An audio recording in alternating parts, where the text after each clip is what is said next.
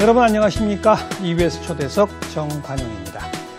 인공지능 시대, 정보통신기술의 발달, 로봇공학의 발전, 많이들 듣고 있는 이야기인데 이거 다 묶어지면 제4차 산업혁명이 된다고 합니다.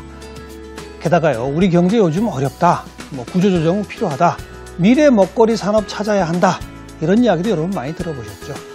우리 정부 부처에서 바로 이런 일들을 도맡아 하고 있는 부처가 미래창조과학부입니다. 오늘 미래창조과학부의 최양희 장관을 스튜디오에 초대했습니다. 어서 오십시오. 안녕하십니까? 네. 현 정부 들어 새로 만들어진 부처죠? 그렇습니다. 처음 이게 만들어져서 소개가 될 때 너무 거창하다. 미래, 창조, 과학, 좋은 건 다 갖다 붙였다. 이런 얘기 들었었어요. 기억나시죠? 그렇습니다. 좀 너무 추상적인 거 아니냐? 이게 뭐 하는 곳이냐? 이런 얘기도 있었는데요. 기본적으로 이제 과학기술과 정보통신에 대해서 기술 발전에 따라서 국내의 역량을 높이고 거기에 따른 산업 또 일자리도 만드는 그런 것을 모으는 부처라고 볼 수 있습니다. 이것이 곧 미래를 준비하는 일이니까 미래가 붙은 것이고요.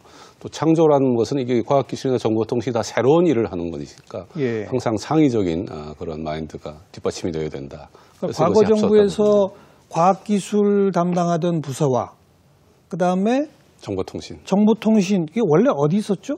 방송통신위원회. 방송통신위원회에 있던 지식경제부 여러 가지가 6개 부처에서 이렇게 조금씩 왔습니다. 그걸 따로 정보통신을 하나 다 묶어가지고 떼오고. 네. 그리고 방송의 일부도 방송위원회라든가 일부도 오고 네. 과학기술 혁신에 관련된 것도 오고 그래서 한 6개 부처에서 와서 조직을 처음에 융합하는데 상당한 노력을 기울여서 지금 아주 융합이 잘 되었습니다. 한 3년 지금 넘었어요. 부처가 만들어진 지는. 장관님 맡으신 지는 2년 좀 넘었고. 2년 가까이 됩니다. 어떻습니까? 정말 부처 간 칸막이 다 사라졌나요?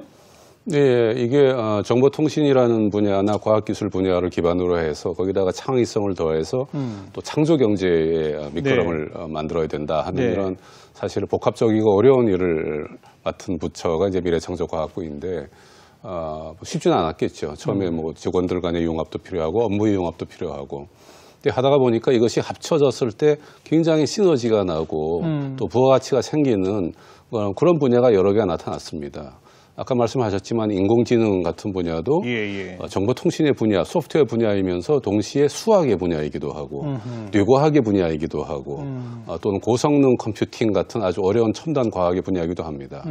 또 바이오 분야를 보면은 이것이 아주 생물학이라든가 기초과학의 기반을 두면서도 IT랑 결합을 해서 유전자 분석을 한다거나 새로운 분야로 나가고 우주 개발이라든가 원자력 다양한 분야가 이제는 어느 것은 과학이고 어느 것은 IT고 어느 것은 공학이고 이렇게 구분하지 않고 융합이라는 걸로 묶여지는 것 같습니다. 그런 면에서 미래부는 이제 과학과 정보통신 거기다가 창의적인 마인드를 결합해서 새로운 일하는 방법, 새로운 부처로서 지금 어느 정도 자리를 잡았다고 생각하고 있습니다.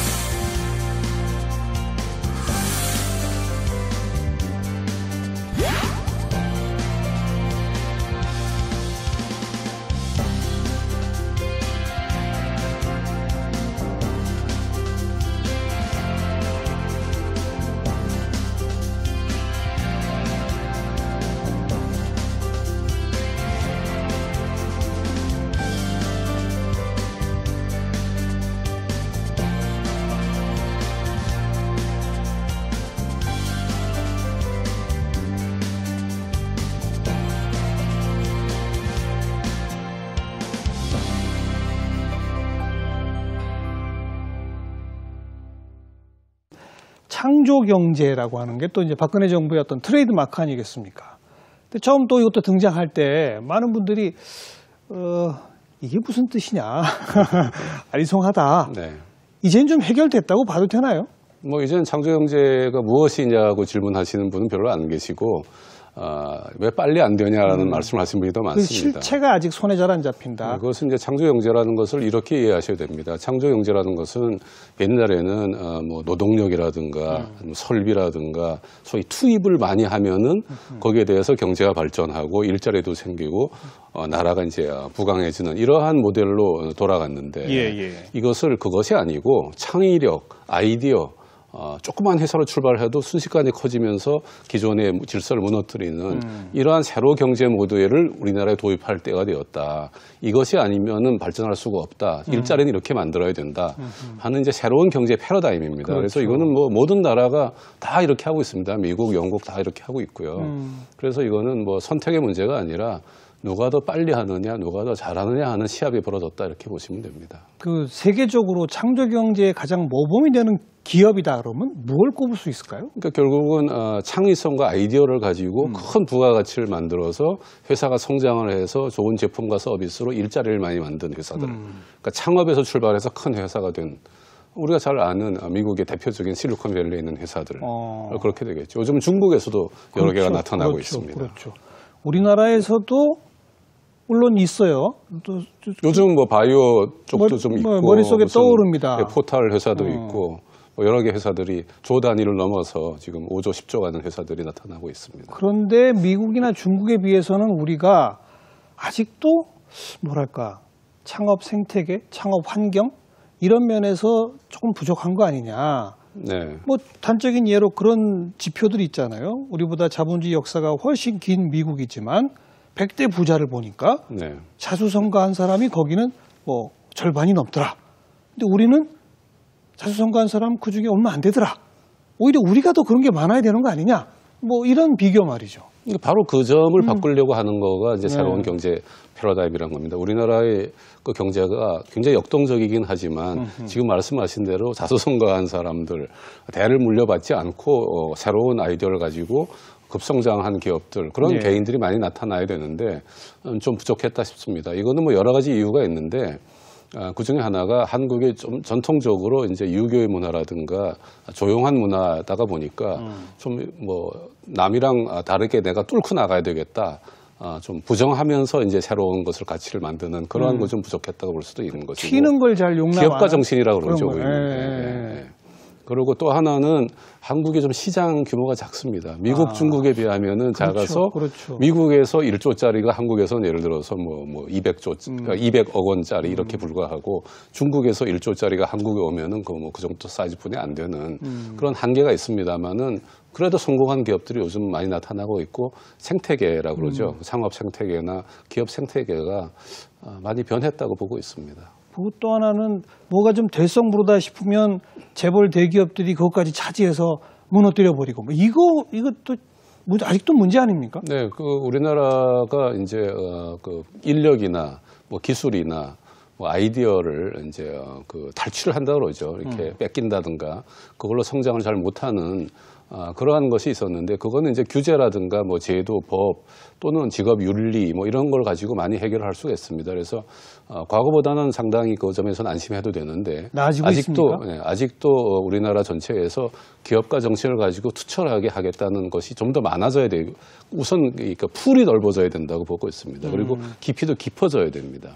그러면은 뭐 이렇게 탈취를 하는데 저항할 수 있는 가치를 글로벌하게 우리가 받아야 되지 한국 내에서 한국의 대기업, 한국의 자본가들한테 우리가 제공하는 것이 아니고 우리나라에 성공한 아이디어가 있으면은 미국의 투자가 무슨 뭐 싱가포르의 투자가 영국의 자본에 의해서 이것이 육성되고 세계 글로벌 시장에 진출하는 것이 되면은 이것이 너무 가치가 크기 때문에 우리나라에서 함부로 이렇게 매니플레이션을 할 수 있는 조작을 할 수 있는 것을 뛰어넘게 되죠. 그래서 그러한 걸로 바꾸려고 하는 것이 이제 창조 경제가 지향하는 큰 목표 중에 하나가 되겠습니다. 그 기업가 정신으로 무장해서 뭔가 도전 의욕을 가지고 소위 말하는 스타트업, 벤처기업 이런 것들에 막 뛰어드는 사람들이 많아지고 그게 풀이 넓어지고 깊어지고 자, 근데 그것만 가지고 되는 게 아닌 게 아니라 이들은 의욕은 넘치고 아이디어는 좋지만 돈이 없고 경험이 없단 말이에요. 네.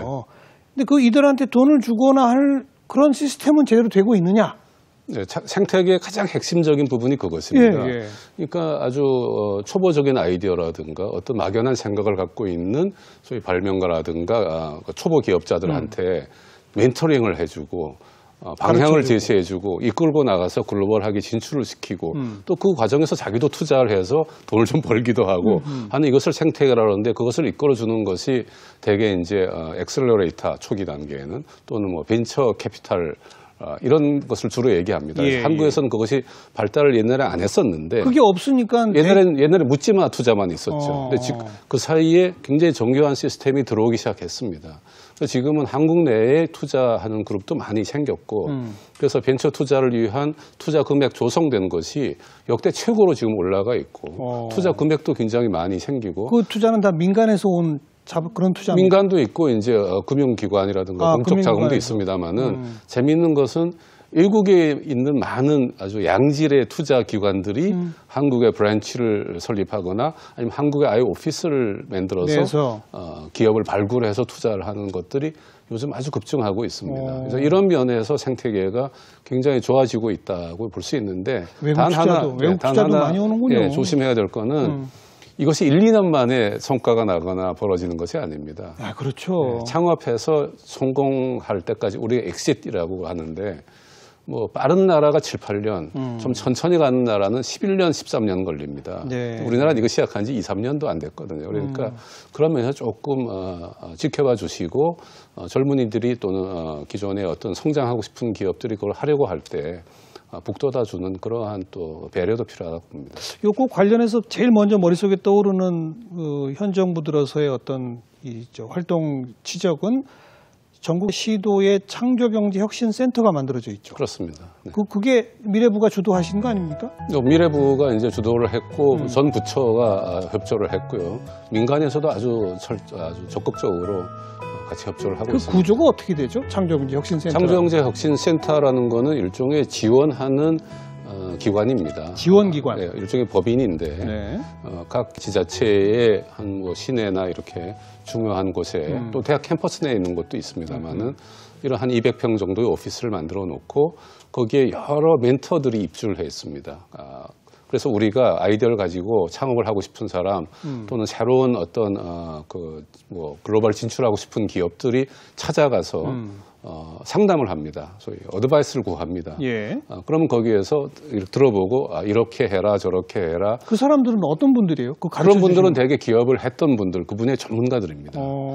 그래서 대개 다른 나라도 이 벤처를 육성하는 시스템들이 이렇게 되어 있습니다. 그러니까는 창업하는 초보자들을 모아서 때에 따라서는 3개월, 6개월간 집중 트레이닝을 하기도 하고 일부 투자를 하기도 하고 그래서 거기서 성장을 하면은 그 다음에 심사를 해서 그 다음에 대규모 투자나 제대로 된 투자를 연계시켜주고 그것을 끝까지 지켜보고 지원을 해주는 이러한 이제 지원 시스템인데 우리나라에는 그런 것들이 과거에 잘 없었습니다. 근데 그럼 그렇게 해서 방향 제시하고 도와만 줘요? 거기는 돈 가지신 분들 이런 분들은 없어요? 돈은 이제 펀드가 다 옆에 주위에 있습니다. 혁신센터에 연계되어 있는 펀드들이 있고 또 그 펀드가 아니라 그냥 외국의 펀드에 가서 구할 수도 있고 그러면 어느 펀드에 가서 내가 실리콘밸리에 가서 발표를 하고 미국의 투자가들을 모으겠다. 그러면은 거기서 그런 훌륭한 기업들을 모아가서 저희들이 실리콘밸리로 뭐 일본으로 중국으로 유럽으로 가서 발표를 하고 연계를 시켜드리고 투자를 받게도 하는 그런 노력도 같이 합니다. 글로벌 진출이 무엇보다도 벤처에서 생명입니다. 거기 아까 말씀하신 그 멘토링을 하시는 분들이 자금과의 연계 이것까지도 사실은 도와주고 지도해주고 이끌어주고 하는 거로군요. 뭐 멘토링 하는 거에서 아주 심한 경우에는 영어로 번역하는 것도 저희가 도와드립니다. 외국에 진출해야 되면 법률, 뭐 금융, 노사 관계, 마케팅 관계, 뭐 제품의 디자인, 기술 개발은 물론이고 법적인 것도 중요하죠. 노사 관계라든가 고용 관계, 다양한 분야의 소위 원스톱 서비스를 향해서 그런 걸 도와드리고 투자를 연계하는 것은 가장 기본적인 일이고요. 그런 충분한 인력이 있습니까? 그래서 처음에는 조그맣게 출발을 했는데 찾아온 기업이 많고 요구사항이 많아지기 때문에 조금씩 각 센터의 인력들이 많아지고 있습니다. 그리고 비상근으로 온 멘타들도 많이 있고요. 그러니까 그 상근 인력들은 다 공무원 신분이 되는 아닙니다. 거기는 일종의 법인입니다. 그리고 별도 공직에서 법인 파견 나간 수장으로? 사람이 조금 있을 수는 있는데 그 고용한 이제 직원들로 이루어져 있고 네. 뭐 기업에서 파견 오기도 하고 예를 들어서 무슨 법률 서비스를 위해서는 이제 법적인 자격을 갖춘 사람이 파견 오기도 하고 그럽니다. 그리고 그 각 시도 단위마다 어떤 특정 기업하고 이렇게 또 제휴가 되어 있죠. 네, 그렇습니다. 그 17개 지역에 있는데 한 회사가 두 군데 하는 데도 있기 때문에 한